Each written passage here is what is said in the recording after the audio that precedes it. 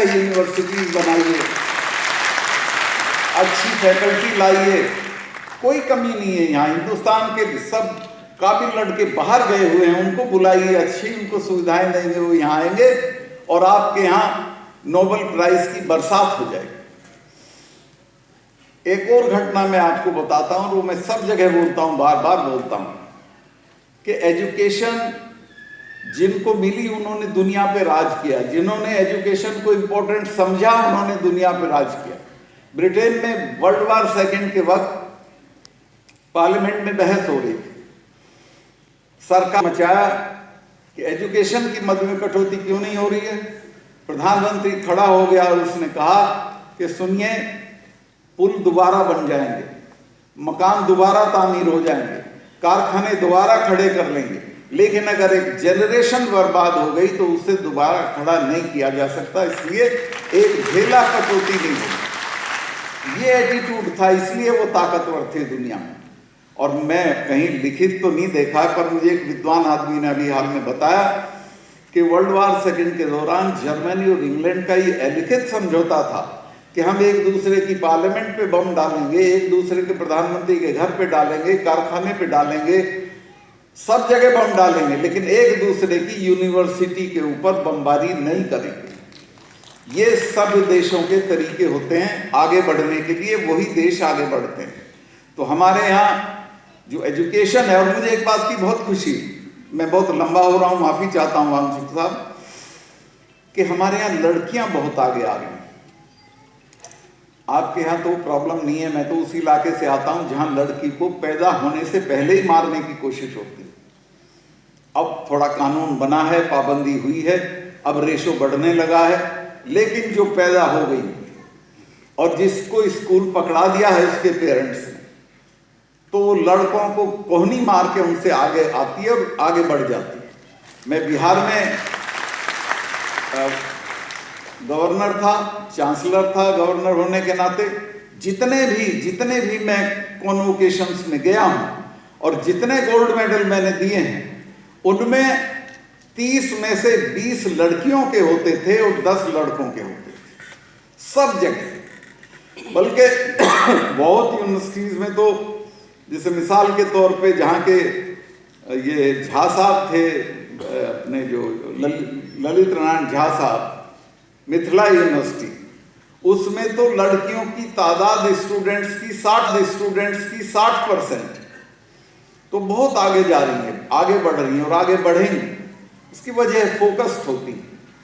फिर जब लड़कियां अफसर हो जाती हैं तो पुरुषों से कम भ्रष्टाचार, या मैं कह सकता हूं बिल्कुल भ्रष्टाचार नहीं करती, उनको लोकलाज होती है, समझदार होती है। यहां भी मैं देख रहा हूं बहुत अच्छी जो डीसीज हैं, best DCs are the girls, चाहे वो लेह में हो। तो ये जब आगे बढ़ती हैं तो अच्छा करती हैं, हर मामले में अच्छा करती हैं। मैंने वहाँ कहा था बिहार में लड़कों को प्रार्थना करते हुए कि भाई साहब, ये तो सब लड़कियाँ आगे जा रही हैं, पढ़ाई के मेडल ये ले रही हैं, कुश्ती के भी मेडल ये ले रही हैं, टेनिस का भी मेडल यही लाती हैं ओलंपिक्स। तुम तो कुछ भी नहीं करते हो, और संभल जाओ, थोड़ी मेहनत कर लो, एक्स्ट्रा करिकुलर एक्टिविटी थोड़ी कम कर लो, क्योंकि तुम करोगे क्या, तुम तो खाना भी बनाना नहीं जानते हो। लिहाजा बहुत मैंने ललकारा लड़कों को, लेकिन अभी भी हाल बहुत अच्छा नहीं है बॉयज़ का। लड़कियों से मैं सहमत हूँ, लड़कियाँ सब जगह बहुत अच्छा काम कर रही हैं, और बॉयज़ मेरी बात को अदरवाइज ना लें, मैं आपके पक्ष में हूँ, इसीलिए आपके लिए बोल रहा हूँ। आपको मैं कंडेम नहीं कर रहा हूँ, मैं आपको बढ़ते हुए देखना चाहता हूँ, इसलिए ये बात कर रहा हूँ। अब जो आपने मांग पत्र दिया है उसमें 2-3 जो बुनियादी बातें हैं। जब प्रधानमंत्री जी बोल रहे थे उस वक्त मुझे हाजी इनायत अली साहब ने कहा कि हमारा कारगिल के एयरपोर्ट को लंबा कराने वाली बात आप उठा दीजिएगा। मुझे लिखी हुई स्पीच मिली हुई थी। गवर्नर जो होता है बेचारा, बहुत बेचारा होता है, इसको स्पीच भी लिख के दी जाती है, इससे दाएं बाएं नहीं बोलना, ये गिल्डेड केज में रहता है।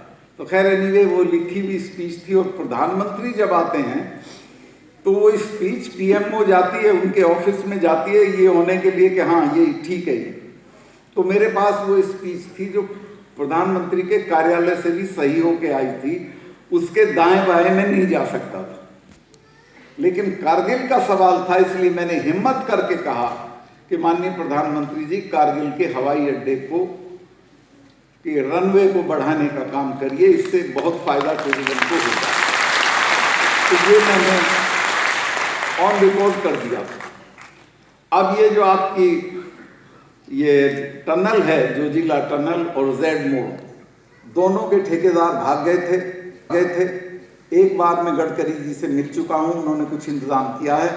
और अभी आज ही मैं अपने हमारे एडीसी से बात कर रहा था, 11 तारीख को मैं उनके अफसरों को बुला के टाइम बाउंड बात करना चाहता हूं कि कब तक जोजिला टनल और जेड मोड़ का काम पूरा हो जाएगा, क्योंकि इससे नक्शा बदल जाएगा पूरा इलाका। आपके हॉस्टल्स के लिए यहाँ डायरेक्टर अपने बैठे हुए हैं, शेड्यूल ट्राइब वाले, वो जितना कर सकेंगे करेंगे। जहां उनको दिक्कत होगी मैं उनके लिए हाजिर रहूंगा और उनकी मदद करूंगा। इन बच्चों के लिए सब कुछ होना चाहिए। हाजी इनायत अली साहब हर वक्त तो जम्मू में नहीं रह सकते। मैं आपको एक स्टैंडिंग ऑफर ये दे के जा रहा हूं कि कोई बच्चा किसी तरह की परेशानी में हो, रात के 2 बजे हो, आप गवर्नर हाउस फोन कर लेना, मेरा अफसर आपकी मदद के लिए पहुंचेगा। आप बिल्कुल ये ना समझें कि आप अपने घर से दूर हैं, लेकिन जब कोई देखभाल करने वाला होता है तो दूर नहीं रहते हैं। तो आपको मैं ये आश्वस्त करता हूं कि हम आपके हितों के लिए, आपके हॉस्टल्स बन रहे हैं। लेह के बच्चों ने भी हॉस्पिटल मेरी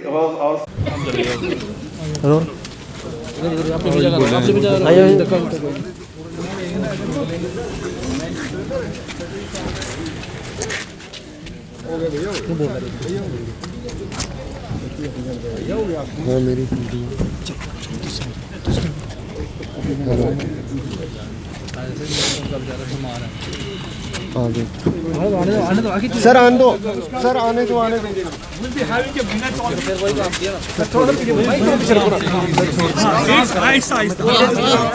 Mehbooba Mufti ji ne, she has asked for the inquiry in case she is trying to demonize one of our bravest officers. How do you react to her statement?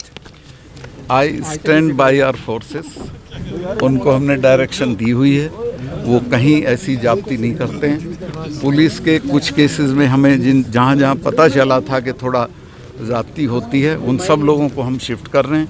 But still we stand with our forces. एक number दो जहाँ कोई जाति होगी specific, उसकी हम जांच भी करा देंगे। सर लेकिन जिस तरह महबूबा मुफ्ती आतंकवादियों के पूरे पक्ष में बयान दे रही है, आपको नहीं लगता इससे मनोबल गिरेगा सुरक्षा बलों का? और ऐसी पार्टियों का जो है कई लोग मांग कर रहे हैं कि इनकी मान्यता भी रद्द होनी चाहिए। महबूबा जी की जो दिक्कत है, परेशानी है, उससे सिंपैथी क्यों नहीं रखते हैं? इस वक्त चुनाव का वक्त है और महसूस उनकी पार्टी टूट रही है, काफ़ी ख़राब हाल में है, और वो बेसिकली इसी किस्म की सपोर्ट से ताकत में आई थी।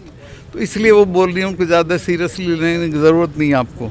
लेकिन ये उनका मनोबल गिरता है सुरक्षा बलों का ऐसे बयान? हमारे सुरक्षा बलों का किसी महबूबा मुफ्ती जी के बयान से मनोबल नहीं गिरने दिया जाएगा। जब हम अपने सुरक्षा बलों के साथ है तो बयानों से उनका कोई सुरक्षा वो मनोबल नहीं गिरेगा। राष्ट्रीय सुरक्षा को लेकर ऐसी राजनीति नहीं होनी चाहिए। भानु प्रताप सिंह ब्रॉन्ज मेडल जीत के आया था कॉमनवेल्थ गेम में। उनके साथ वादा किया गया था उनको डीवाईएसपी का पोस्ट मिलेगा, अभी तक मैंने करा देंगे हम उसका, आप बेफिक्र रहें, वो रहेगा नहीं बाहर, उसको ले लेंगे। क्या भानु प्रताप को जल्दी मिल जाएगा? जल्दी करा देंगे। सर आपको नहीं लगता कि राष्ट्रीय सुरक्षा पे इस तरह की जो है ओछी राजनीति? देखिए, हिंदुस्तान की फौज, हिंदुस्तान का सिस्टम बहुत ताकतवर है और वो बयानों से डिमोरलाइज नहीं होता है। Be sure about it. काफी SRO 202 के ऊपर सड़कों के ऊपर है। SRO 202 मैं ही नहीं समझता, वो ऐसे SRO बना रखे हैं और उसको हम कर रहे हैं। सर क्या SRO 202 को हटाया जाएगा? क्या SRO 202 को हटाया जाएगा? मैं यहाँ नहीं बोल सकता, हम टैक्स की मीटिंग में उसको सोचेंगे। Thank you so much. गाड़ी को छोड़ दो।